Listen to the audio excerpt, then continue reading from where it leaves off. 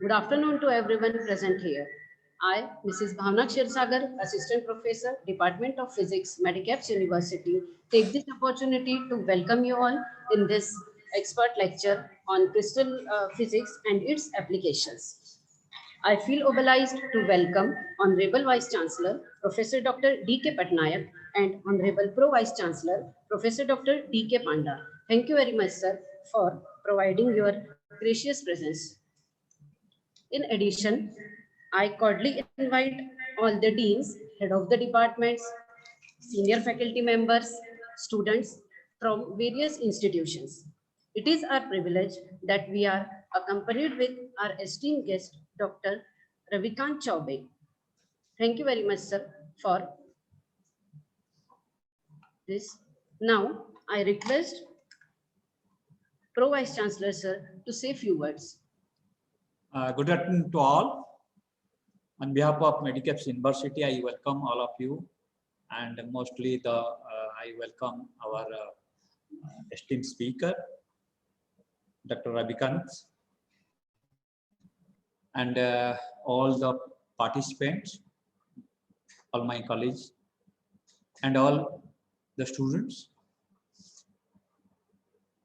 Here we are going to conduct this expert lecture on the crystal physics and applications. Mostly. Hello, Malay sir.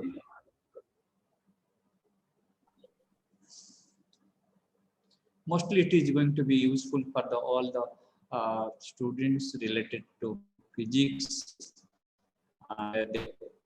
They are who are learning the physics, as well as the student of other streams where there is a relevant subject regarding the crystal physics and applications, and mostly that all other faculty members, those who are joining this particular expert lecture. I hope that Dr. Ravikant will provide you the insight of the subject and the knowledge that you have to grab from him, and it is going to be a very good interactive session for all the people who are present here. I hope that you people will enjoy it. Thank you all.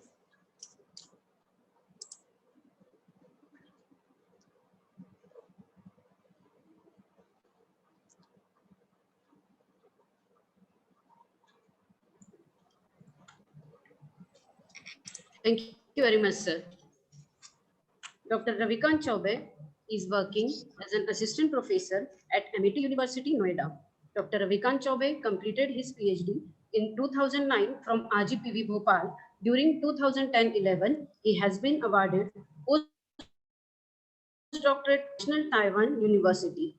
He also served in Defense Institute of Advanced Technology, Pune, and worked there for 2 years. Sir has vast experience of research, and his field of research includes nanomaterial, crystal growth, nonlinear optics, etc. Sir has published 54 international research papers in various prestigious institutions, journals, and completed 3 research projects funded by different funding organizations such as DST, DRDO, UPCST, etc. Now, without more delay, I request sir to please enlighten us with your knowledge. Please, sir. Thank you very much, madam, for the introduction. And this is great opportunity. I am thankful for the Medicaps University, Medicaps staff, faculty, for providing me the opportunity to share my work and share my experience with the UG students. So I would like to share my screen and start my presentation. Thank you very much.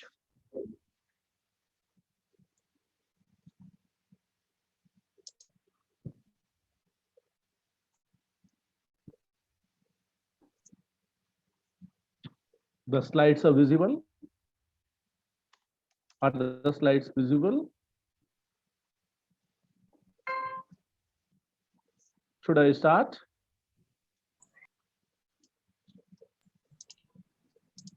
Yes, sir, visible. Slides are visible. Sir, can you hear me? Yes, Okay, sir. so You are today we are visible. going to You are discuss audible, sir. on, And your slides are yeah. also visible. Okay, thank you very much. Thank you. So today we are going to discuss about the crystal physics, and in the end of the session, I will try to cover few of the applications of that. So crystal physics, when we start,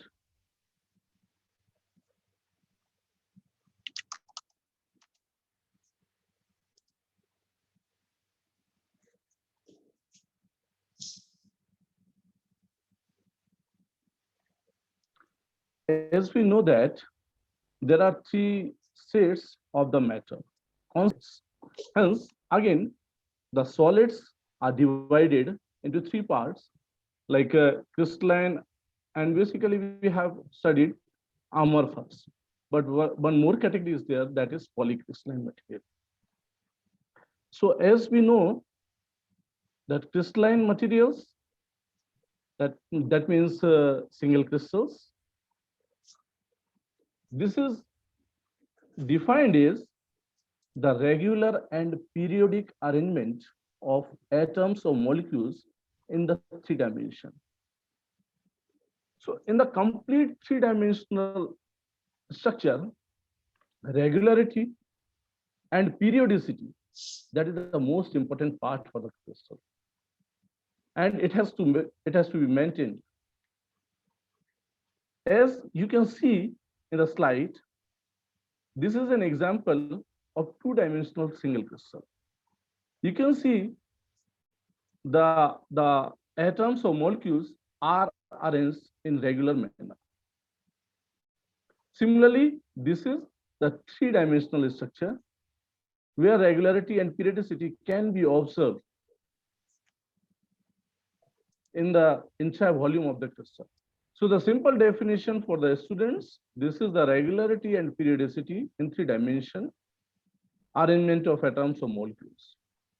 Then another category we talked about, that is polycrystalline material or polycrystalline solids. These are also crystalline, but here these are very tiny crystals, very small crystals. And these small crystals are known as the grains.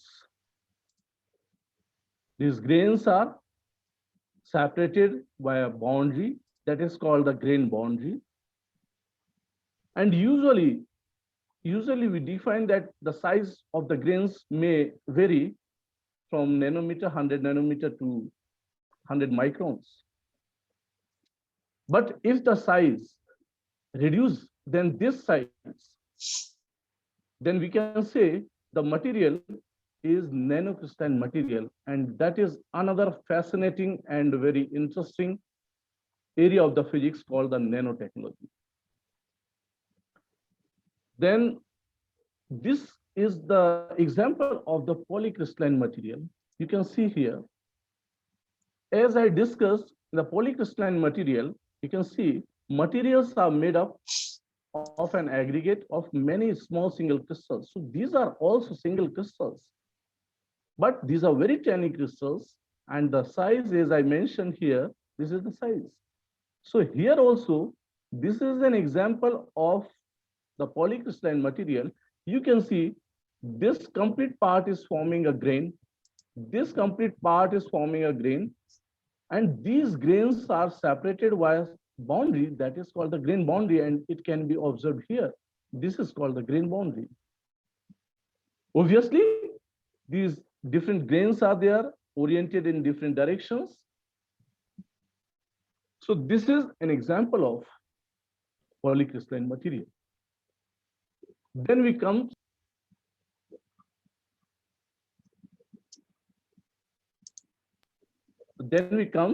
on another category, that is what the amorphous solids. Amorphous means it is not having any form.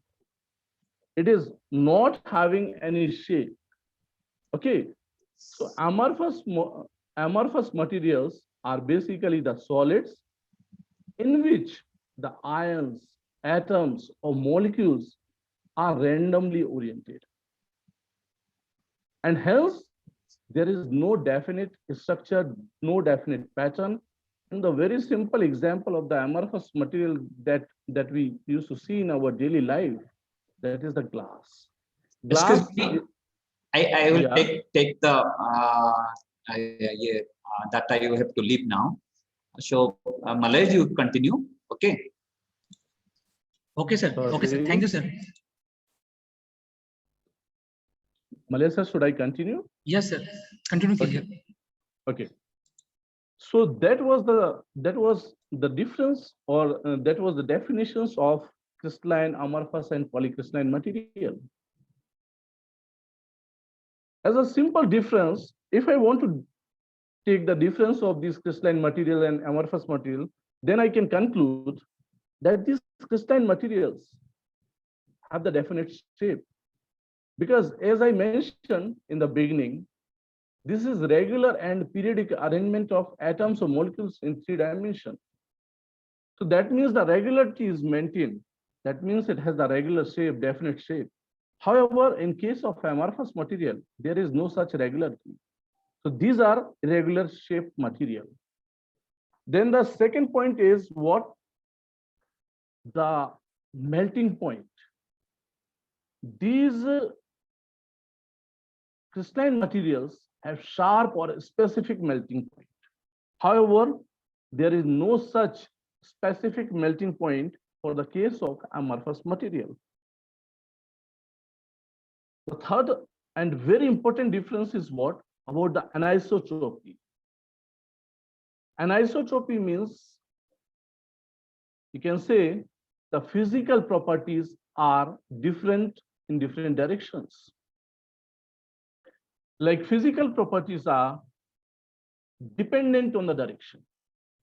Physical properties such as maybe density, refractive indices, pressure, other physical parameters. So these crystalline materials are anisotropic in nature. However, in isotropic materials, in amorphous material, you can see only the isotropy. In the entire material will get the same property. It is not direction dependent. And since I mentioned in the beginning that crystalline material, they have the regularity, periodicity in the entire volume of the crystal. So we can say, or we can conclude, that these are the long range order material. On the other hand, the amorphous materials are the short range order material. So these are some basic differences between crystalline and amorphous material. Now, when we talk about any crystal structure, that is made up of crystal lattice and the associated bases. So the lattice is basically an infinite array of points in a space. And for each point, the surrounding environment is identical. So that is what the lattice point. And when we talk about complete crystal structure is what? The crystal lattice plus bases, associated bases with the lattice. So you can see here, this is what the crystal lattice, and this is associated bases, and it is forming a complete crystal structure.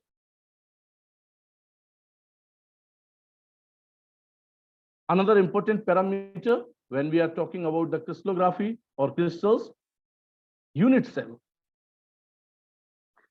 What is exactly the unit cell? This unit cell I have shown in 2-dimensional picture. Unit cell is basically the smallest structured unit that can describe the complete crystal structure. Or you can say, by the repetition of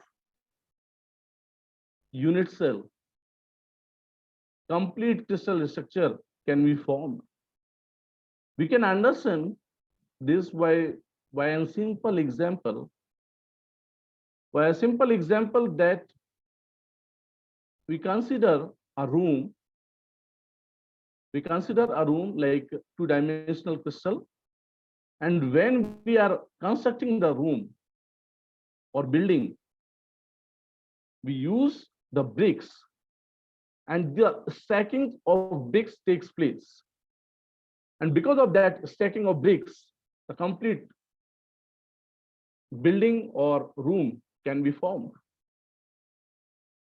So that is what brick is, basically the smallest unit of that building. Similarly here, when we are talking about the crystal, unit cell is the smallest unit. When you are arranging these units, unit cell in 2 dimension or 3 dimension, complete crystal can be formed. So this is an example of 2-dimensional crystal. You can see here A and B. Only 2 sides are there because here we have considered only 2-dimensional crystal. However, this is an example of 3-dimensional crystal. You can see stacking of unit cell in 3 dimension.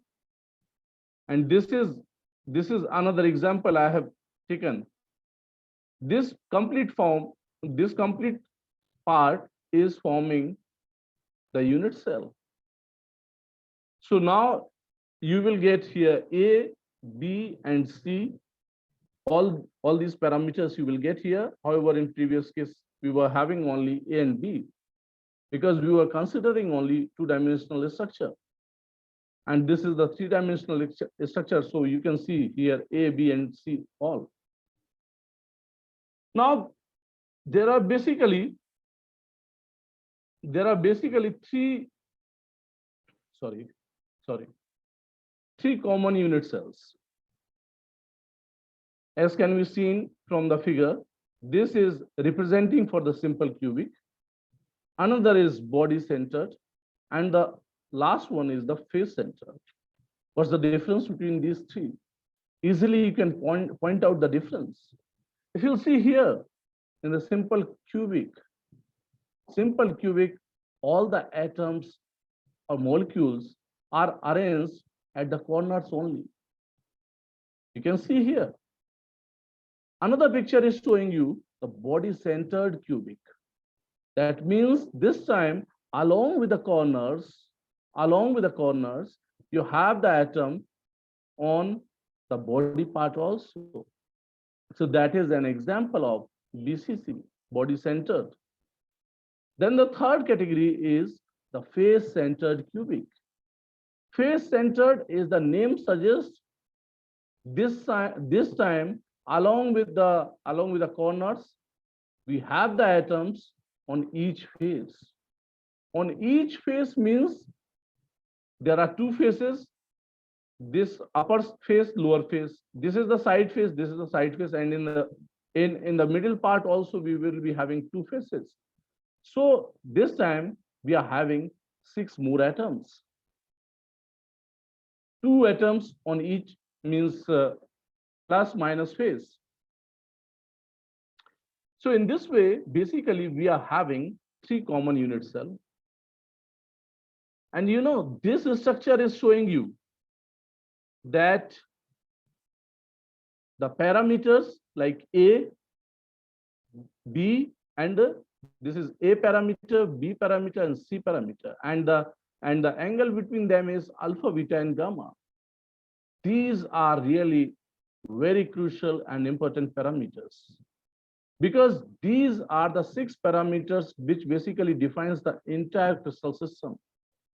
In which category your system lies, it will be defined by only these 6 parameters.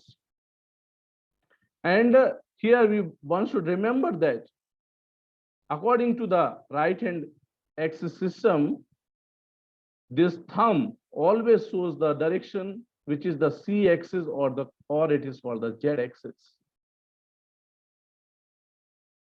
So here we can conclude that 3 common unit cells like FCC, BCC, and FCC are there.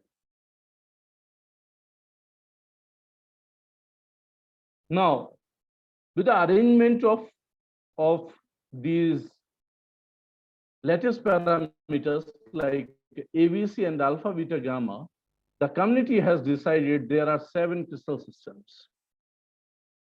These seven crystal systems you must have studied, but just wanted to tell you that among all these systems, cubic is the most simplest system. Cubic is the most simplest system. You can form that crystal, form that system also by using cardboard. But among all these 7 systems, you can see that triclinic, this is the most difficult system. And if you just want to do the practical, you can try it. You can form the crystal systems with the help of some cardboard. For this triclinic, I am sure you must have faced a lot of difficulty. So this is the most difficult system where all the parameters like ABC and alpha, beta, gamma, all are different. And that's the problem, that it is difficult to arrange the stacking of these. So these are the 7 crystal systems. Then probably for the UG students, one question will be in the mind: how we can say one crystal is cubic system, another is hexagonal, another is tetragonal, orthorhombic, or triclinic? How we can define this? With the help of ABC and alpha, beta, gamma, obviously. But how we are getting this ABC and alpha, beta, gamma? So for the students, I just wanted to tell you, if you want to know the crystal structure of any material, then there is the simple experiment which you need to perform. That experiment is called the X-ray diffraction. And that X-ray diffraction basically works on the principle of Bragg's law, 2d sin theta is equals to n lambda, where you will get the intense peak where the Bragg's condition will satisfy. So what you need to do, first you need to perform the experiment. Then according to the experiment, at the Bragg's angle, you will get the intense peak. You need to collect the data, plot the data, then plot the data between angle and intensity. Then this third part is the most important part. You have to match your data or the position of the peaks with the standard card that is called JCPDS card. And then accordingly, you mark the planes. Mark the planes means Miller indices, HKL values, which you must have studied in your course. What are the Miller indices? Then you have to mark the plane. And after that, need to calculate the lattice parameters like ABC. And then you will get the information about the crystal system. So if you're working on any material, if you're working on any crystal, you want to know from which means out of these 7 systems, in which category our system lies or our material lies. Then you can get the idea from this experiment. This is very important experiment for the material scientists, those who are working in materials. And this is the first experiment any material scientist used to perform after the preparation of the material. Okay.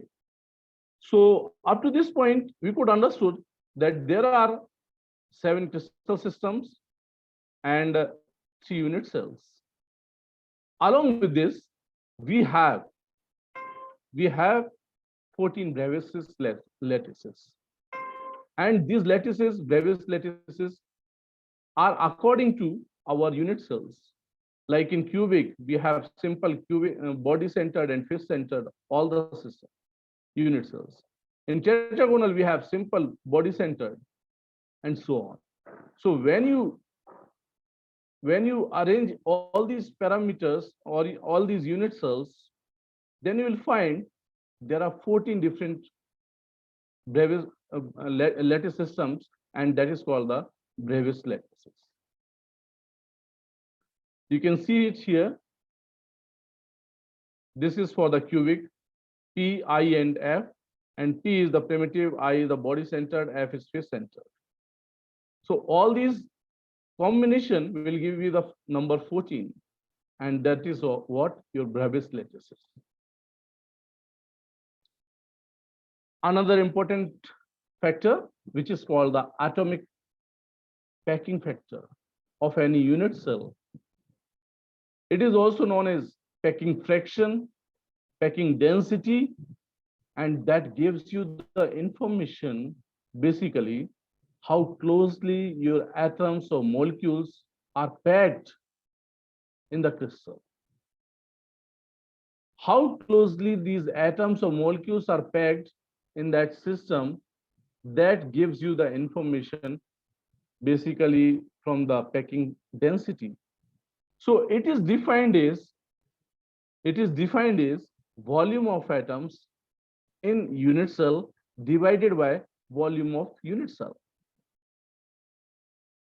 From our study or previous slide information, we can understand, if somebody will ask you for which unit cell the packing density should you move, it is quite obvious. You can immediately reply that among these three, packing density should we move for this and should be less for this, because here we have less number of atoms and here we have more number of atoms.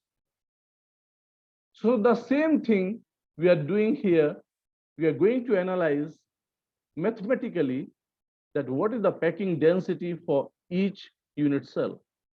Like first, we take an example of simple cubic lattice. In the simple cubic lattice, as I mentioned, that there are atoms only at the corners. So there are atoms only at the corners. Each atom is participating 1/8 contribution. So total number of atoms in the unit cell is 1. And the relation between the side A and the R is, in this case, this is R is equals to 0.5A. This relation can be formed from here also.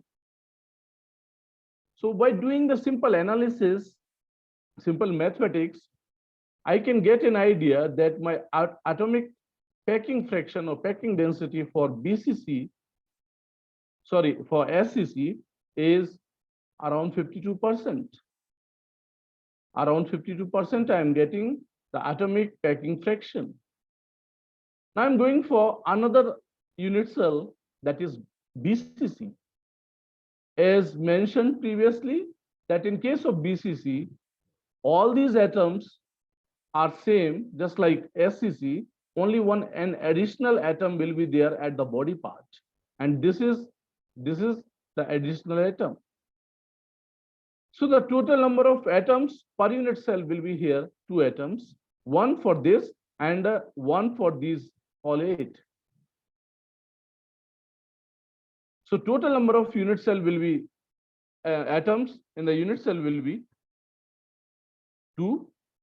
And again, we'll calculate the relation between R and A by using the simple geometry, simple mathematics. I'll get the relation between R and A, and that relation is R is equals to √3/4A. Again, I have substituted all these values here. And this time what I'm doing here, instead of 1, now I'm taking 2 atoms in an unit cell. And after my calculation, I will find here that the packing density is 68%. Now the last one is the FCC. FCC means face-centered cubic. As mentioned in the previous slides, that face-centered means, as the name suggests, on each face you will get an atom. So on each face there is an atom. There are 6 faces, so 6 additional atoms are there, and hence for this the total number of atoms per unit cell will be 4. So like previous case, here we will multiply by 4. We'll do the same calculation, same analysis. Again, find out the relation between R and A. Obviously, that relation will be slightly different according to the geometry. And now the packing density, I am getting 74%. So this was what the mathematical proof of our assumption that in SCC, BCC, or FCC, in the beginning, I told you, we can guess that in which unit cell the packing density will be more, depending upon the number of unit cell atoms. So from here, we can conclude that our packing density is more maximum for the case of FCC, which is 74%. For the case of BCC, it is approximately 68%. And for the case of SCC, it is 52%. Now, there are 2 more topics I have left Miller indices, and one is symmetry operations. I believe that you have also studied these topics, but since I thought I will not get the chance if I will cover other topics also, so I thought that I'll give you a slight idea about the crystal growth also. This is the crystal growth about which we are talking.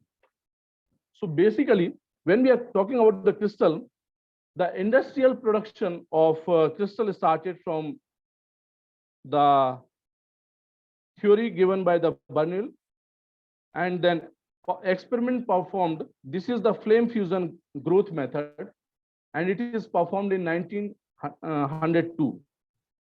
And because of this reason, this particular experiment performed by the Bernal, he is regarded as the father of crystal growth also. So basically, the crystal growth, there are 3 different methods of the crystal growth, like solution growth, vapor growth, and the melt growth. Since I worked on melt growth technique, so obviously I am going to discuss about this technique only. Let me clear you that during my PhD work around 16-17 years back, I have worked on crystal. That time I have grown the crystals in the RRCAT Indore. Basically, I also belongs to means I have also completed my entire study from Indore. So Indore is very near to my heart also. So I just wanted to tell you that I have worked on the melt growth technique, and among means melt growth technique, there are several techniques like Bisman technique, Czachorowski technique, Jones melting technique, then heat exchanger technique, skill melting technique. I am going to focus on this Czachorowski technique. Why I'm going to focus on this technique first, and the most important reason is that I worked on this technique, and there are several advantages like good quality crystal you can grow from this Czachorowski technique. Then the size of the crystal, means bigger size of the crystal, you can not easily, since crystal growth is very laborious task, but even you can get good quality crystal and bigger crystal with the help of this Czachorowski technique. So let me tell you about this technique. You can see these are the pictures I have taken from the internet, that how big crystal you can grow. These are the crystals of silicon. Silicon, basically the well-known semiconducting material, and it is means very useful for the technological point of view. So these silicon crystal, you can see how big it is. This is complete silicon crystal. It has been grown by the Czachorowski method. So this is 2 of the crystal puller which we have used for the growth of single crystal. I just wanted to mention you that during that PhD work, I was working on the well-known nonlinear material, that is the lithium niobate single crystal. So basically, I am focusing on the growth of that lithium niobate single crystal. What is that nonlinear material, nonlinearity, that probably in the end of the slides I will try to cover. But in the beginning, just I wanted to tell you that I am focusing on the growth of lithium niobate single crystal. Okay, so this is the schematic diagram of the crystal growth puller, which basically we had used for the growth purpose. In that puller, you can see the platinum crucible. One is representing for the platinum crucible. So this is our platinum crucible. Then this is the seed holder. The second point is the seed holder. Then third is the seed rod. This is our seed rod. And the fourth one is here. This is the thermocouple for the temperature measurement. And here this is fifth one is the heating coil to provide the temperature, then insulating top cover support. And these are also some part of the system, but these are the important part of the system. So let me tell you, in the Czechoslovakia technique, what happens. Usually in the Czechoslovakia technique,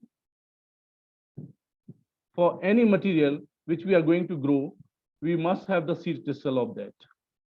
Seed crystal. This is what the seed crystal.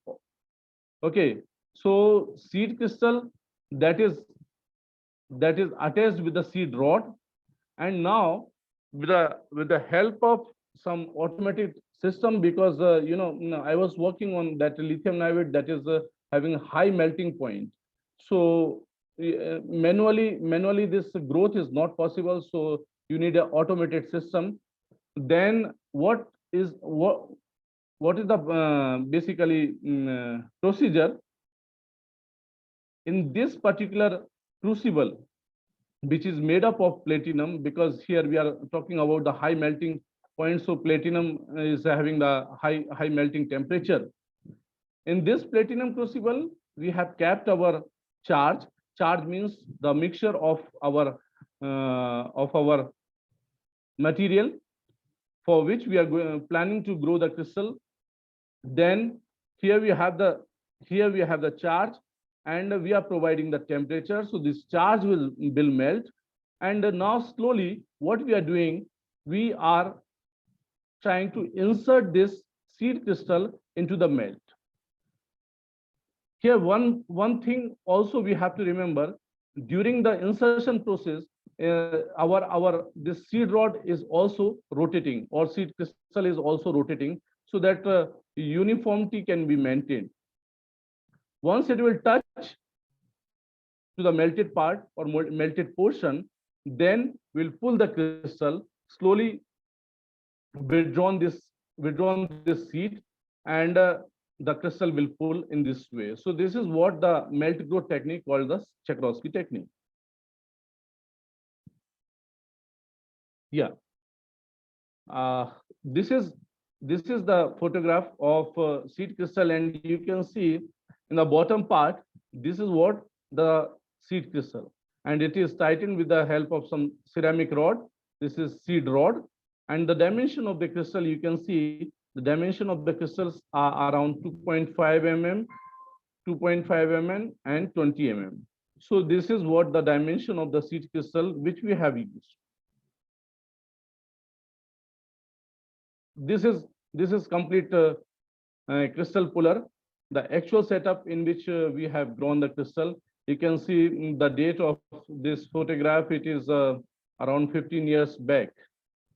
Okay, so this was the system, the heating induction heating system. This is the induction heating system. This is the our chamber, and here we used to tight our ceramic rod, and the insertion and withdrawn will take place from here.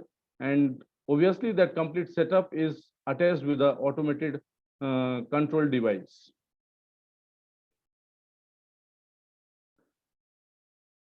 So for the growth crystal of lithium niobate, basically these are the two starting materials. These are two starting materials. So 4N purity, that means 99.99 pure pure material we have taken for the growth of this lithium niobate, and these are the two starting material. The solid state reaction takes place around 1000 degree, and accordingly you can form the lithium niobate.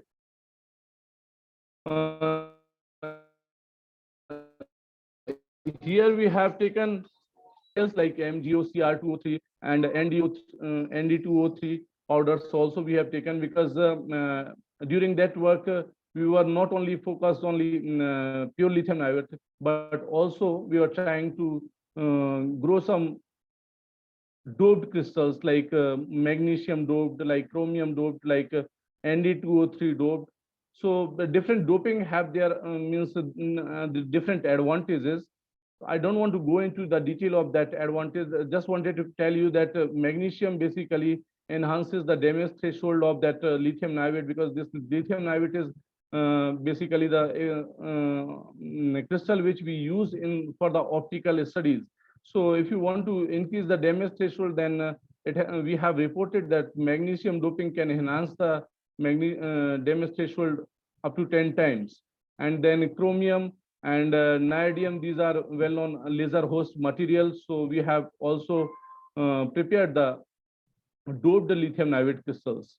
So for that purpose, these MgOCr2O3 and Nd2O3 powders were taken. Otherwise, if you just wanted to go for lithium niobate, these two starting materials are enough. Then these are the growth parameters. Obviously, when we are working for the Czochralski growth technique, and this is high temperature growth. So you can get an idea that around 1260 degree. This is the temperature, melting temperature of that material. And when you are working on that particular temperature, high temperature, then obviously the growth parameters, basically the growth parameters are always crucial. But here the growth parameters are very parameters properly, then it is difficult to grow the good quality single crystals. There may be thermal temperature gradient, and because of that temperature gradient, thermal shock may arise, and your crystal can easily means crack. So these are the parameters. You can understand that rotation rate, how slowly and we were pulling the crystal, and this was the rotation rate, that around 15 to 30 RPM rotation per minute. And when we were pulling the crystal, you can see around 1 to 3 mm per hour. This was the pulling rate. And when we were cooling the system, after providing that melting temperature, we have to withdraw the seed. So when we were withdrawing the seed, that time the cooling rate was maintained with this rate. I just wanted to tell you that this crystal growth in my entire life, I have performed so many experiments, but this crystal growth, this is the most laborious experiment I did in my entire life. When I was performing this experiment in RRK Indore, we were having the team of 4 scientists. So I was the younger one because I was doing the PhD, and 3 more were the scientists. We used to stay around 48 hours in the laboratory only, just to monitor all these parameters, how the crystal is growing, how the parameters means if there is some problem, then we can tune the parameters also accordingly. So getting a good quality crystal, it is very difficult and laborious task, and even we had struggled a lot, but finally we could grow very good crystal also. Let me show you the figure also, photographs of the crystal. But before that, this crystal, the crystal processing is also very important part. Once we have grown the crystal, I will show you the photographs of the grown crystal. But once we have grown the crystals, then crystal processing, this is another important step. And this crystal processing means once you have grown the bigger crystal, then you need to use that crystal for the optical purpose, optical studies purpose. So you need to prepare the specimen of that crystal. For that purpose, first and important task is what the cutting. You need to cut the crystal. So this is the diamond coated cutter, that is used for the cutting purpose. Here we used to hold our crystal, and the crystal is cut with the help of this diamond coated blade. Once the crystal has been cut, then another task is what? The lapping and polishing, so that good shiny crystal we can obtain. For the polishing machine, for the polishing purpose, we have used this polishing machine. And for the fine polishing, we use the alumina powder of around few micron. So these are the crystals. You can see these are the crystals that I have grown during my PhD work. This is the crystal of pure lithium niobate. Pure lithium niobate means the combination of Li2CO3 plus Nb2O5 only. And here, these are the magnesium doped crystal. As I mentioned, that magnesium doped crystal, magnesium doping basically enhances the damage threshold power of that crystal. So these are the three magnesium doped crystal. You can see good quality crystal, and the quality also we have checked during some studies. So these are 3, 5, and 7 mole percent magnesium doped crystals. Then this is what the chromium doped crystal is. I also mentioned that chromium and niobium, these are the laser host materials. So for that purpose, if you want to use that crystals, then chromium and niobium doped lithium niobate crystals have been grown. So these are the grown crystals only. Now, when you are using these crystals for your experiment purpose or some device purpose, you need to prepare or process that crystal. As I mentioned in my previous slide, cutting, lapping, and polishing, these are the parameters for the processing. So after processing, you can see these are the specimen, crystal specimen. And the transparency, which is very important parameter when you are using this crystal for some optical devices or optical purpose or optical experiment, then transparency, this is most important parameter. You can see in the bottom of this crystal, lithium niobate is written, and when I kept on this when I kept my material or a specimen of lithium niobate, this I can clearly read this lithium niobate. So it just gives you the idea that how transparent it is. These are the crystal which we had used. Now, in the beginning, I told you that since this is a lecture for the crystal physics and some applications, so I have not included direct applications, but the most important application of my ground crystal, that is the lithium niobate, that is the second harmonic generation. Second harmonic generation, basically this is the phenomena where you can tune the frequency double. It is also called the frequency doubling phenomena, where if you are using this crystal and shining a laser light on this crystal, then the frequency will be double and the wavelength of that light will be half. There are certain parameters like phase matching condition. The other properties are also important, but this is one of the best application of this lithium niobate crystal, that is it is well known non-linear material. So non-linearity, that means simply basically non-linearity itself, it's a vast area of research, but I just wanted to tell you that suppose if you have a laser and it is having the wavelength of 1064 nanometer, and you are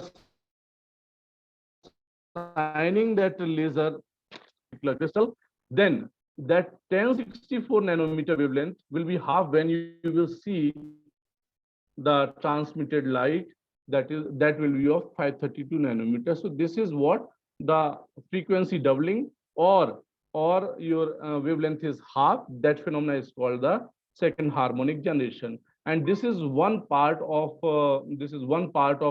basically second harmonic generation is basically the phenomena of nonlinear optics. So first and foremost, when we are planning to grow any nonlinear material, we don't have any idea if you, especially you are growing that crystal for the purpose of nonlinearity, second harmonic generation, and other nonlinear phenomena. Then before going for crystal growth, because the crystal growth is the laborious task, and before going for that particular phenomena, you can get some prelim information with the help of some experiment, that whether this material, the material which we have, if we will grow that material, grow in form of single crystal, then can I get the second harmonic of that material or not? So this is the experiment that we also did, which is basically called the Kurtz powder method. This is the prelim information experiment that gives you the idea that whether your material will give the second harmonic or not. Obviously, as I mentioned, that second harmonic or efficiency of second harmonic depends on other parameters also, like phase matching condition, which is one of the important parameter. And that phase matching condition is basically, you can say, the frequency, the refractive index of at second harmonic, and means NO of omega and NE of twice omega, that is equal. That condition is called the second. That condition is called the phase matching condition. So that condition basically arises in birefringence material, and I'm sure that you will be knowing that what is exactly the birefringence material. So let me tell you a powder method. What I am doing here, I have the laser here, and then beam splitter, and this is what my reference arm, and this is what my actual arm. So here I have kept my material in powder form. So what I'm doing here, I have kept my material in between two slides, okay, and make a sample like that, okay.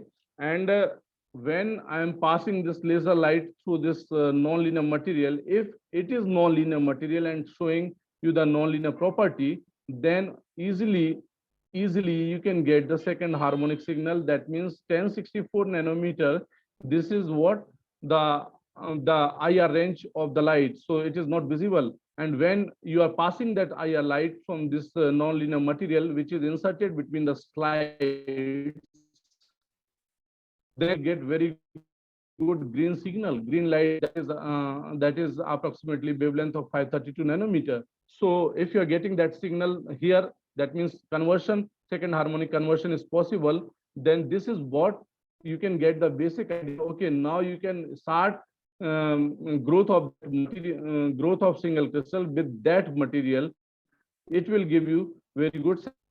Then the second testing is what about the phase matching, whether this material is phase matchable or not. That information. So for such information, what we used to do, we used to perform this experiment for different particle sizes. So I have performed this experiment for different particle size, like approximately around 50 micron, then here around 130 micron, 150 micron, and this is around 120 micron. So these are different particle size of, means powder of congruent lithium niobate. And then I perform the experiment. What I can observe is the particle size is increasing. I am getting the increment in the SHG signal. This is also another crystal, but to avoid any confusion, I will just suggest, please don't read this. I just wanted to convey the message that as you are increasing the particle size, your SHG signal, if it is increasing, that means you are getting some clue that the material will show you the phase matching condition. Otherwise, if it is like the case, then what will happen? Another picture you can see, this is not my work.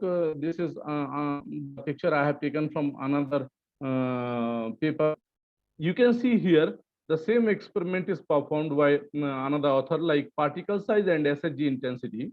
And here, in one case, like black dots, the SHG intensity is continuously increasing with increasing the particle size. So this is giving you the idea that the material which you are growing, that will show you the phase matching condition. But another figure, this is showing you that the SHG intensity is decreasing with the increasing particle size. So that material, if you're trying to grow, then it will not show you the SHG intensity. Good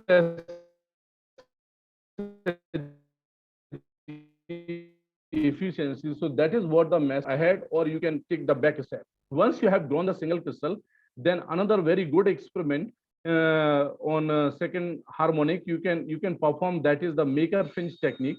And in this Maker Finch technique, it is also called the rotating crystal method. And here we are using the rotating crystal. Here continuously it is rotating, and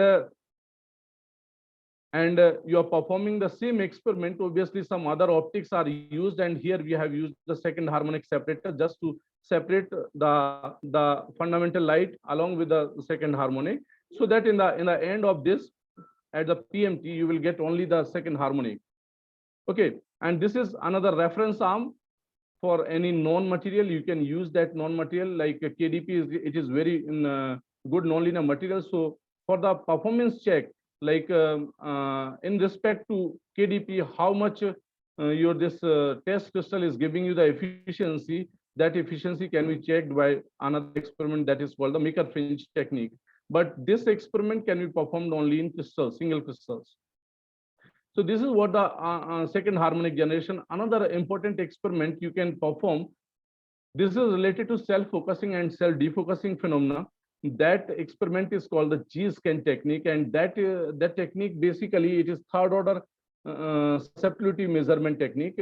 From this technique you can calculate the nonlinear refractive index, nonlinear absorption coefficient of the material of the single crystal. And here it is called the G-scan technique. Why it is called the G-scan technique? Because here in the Z direction you are scanning your sample, and since the intensity you have kept constant, but the output, that means the transmitted intensity is continuously varying. So this is because of the effect of self-focusing and self-defocusing phenomena. And this is complete experiment. I performed this experiment with Dr. Malay Das, who is right now working in Met University. Is a faculty, but during our PhD work, we both have completed PhD at the same duration. At the same time, we have started our PhD. So this experiment I performed with the help of Malay Das sir. So this is the running experiment of G-scan, and this experiment we have arranged in the DAVB Indore, School of Physics, DAVB Indore. And this you can see, this is the Nd:YAG laser light, and this is beam splitter, and here the reference detector is used. Then for the tight focusing purpose, this lens is used, and where the focal point of this tight focal means of this lens, that will be my Z equals to 0. And from that Z equals to 0 means this side and this side I am going to scan my sample. That will be my minus Z to plus Z direction. And accordingly, the intensity variation I am observing here, you can also see that this is the reference signal, this is the main signal. And this is the running experiment photographs we have taken during that experiment. From this experiment, one can get an idea whether that material is having the negative nonlinearity or positive nonlinearity. So such type of graph we will get if we are getting peak in the minus Z direction, then we can say that the material is having the negative nonlinear refractive index, and this if it's getting the peak in the positive direction, means positive Z position, then we can say that the material is having the positive refractive index. Okay. Please need not to confuse. This is not the linear refractive index. This is non-linear refractive index, because most of the times what happens that people used to confuse how the refractive index may be negative. This is not the linear refractive index. Okay, this is total refractive index is N0 plus N2I when you are observing the intensity dependent refractive index effect. So this is that may be positive, that may be negative. It depends on the property of the materials, like self-heating and self-defocusing material. So with this, I want to thank all of you for patiently hearing me. Thank you very much, sir. For any queries, you may contact here also. And if there are queries, then I'm ready to take the queries. Thank you very much, sir. There are a few queries from participants side. I request Usha Singh, please. Usha Singh, ma'am.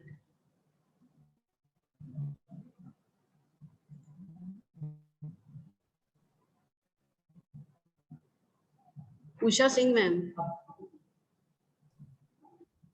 Sir, our question is, from the point of view of defects in the crystal, how pure the crystal is? Actually, when we are talking about the defects in a crystal, you can say that is the defect-free crystal. So defects will be always there.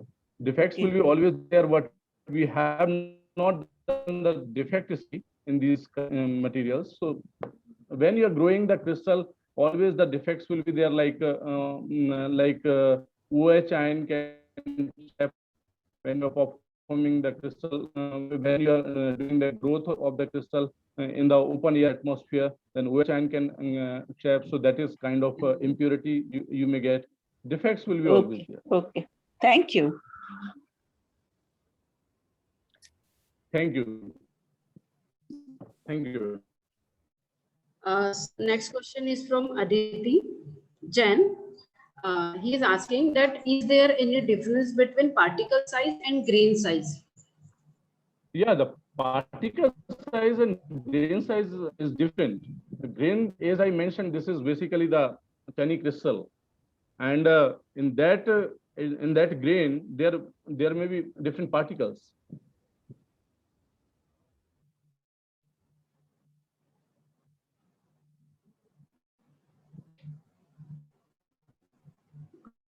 Okay, sir. The next question is from Professor V. Ganeshan, sir. His question is, can we grow this using IR optical image furnace? Can we grow this using IR optical image furnace?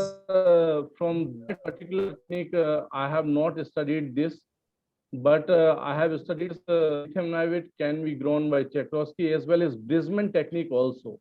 Brisman is another melt growth technique, so we can grow that crystal from Brisman also, but I am not sure of that technique which you are mentioning. Frankly speaking, I am around 10-12 years not doing crystal growth, so I am also not updated with that literature.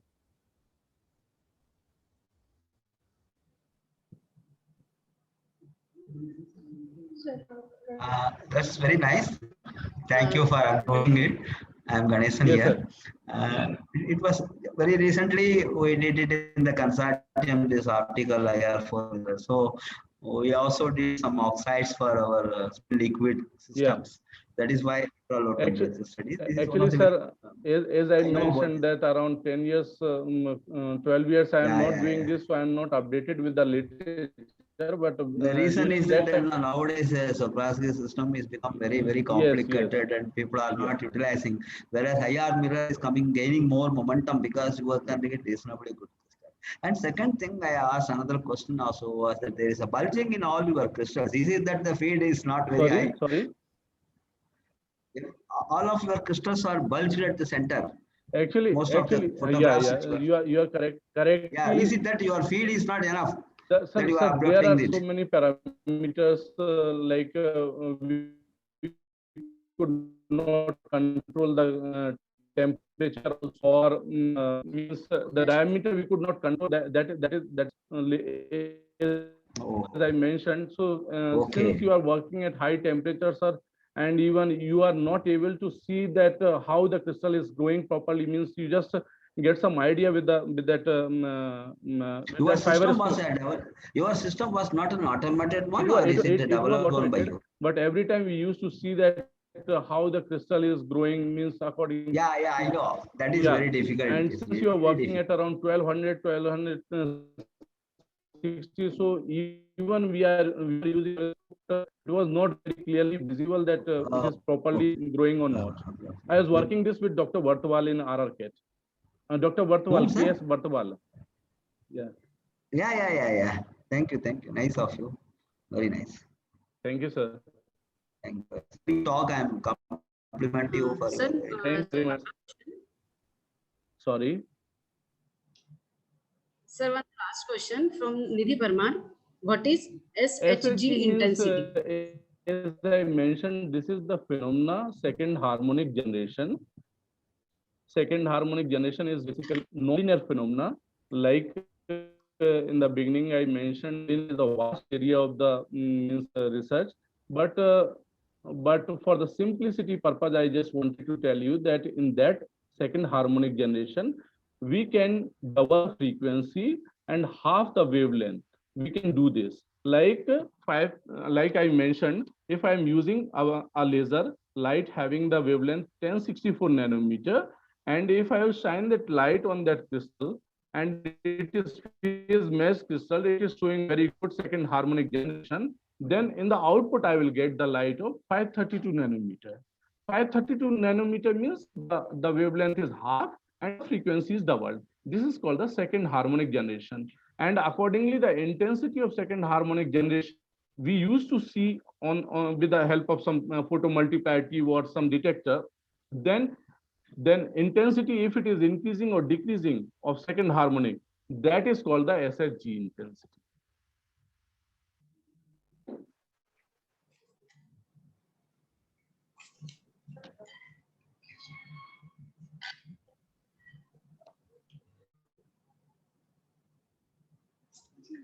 Thank you very much, sir, for sharing Any- your any knowledge other- about crystal structure and crystal growth techniques. Now,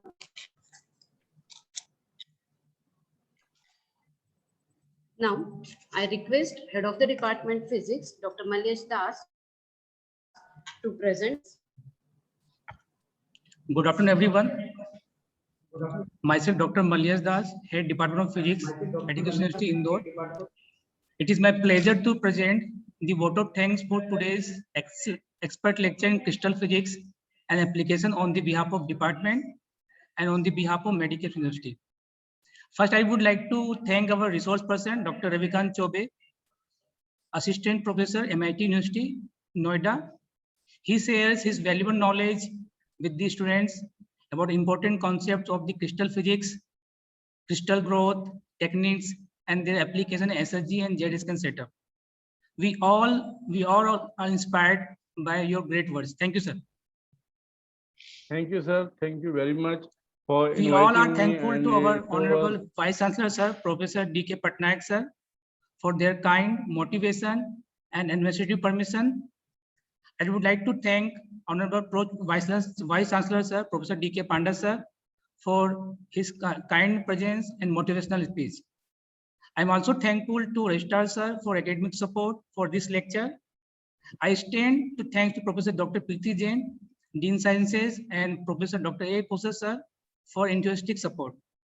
A special thanks to our organizing committee, Ms. Bhavna Chirsagar, co-convener of the expert lecture, and other faculty members of Department of Physics, Medical University, Indore. Our heartfelt thanks to our participants for active participations. With these warm words and a kind message, we move to the end of today's seminar. Thank you, sir. Thank you. Over to Bhavna Madam.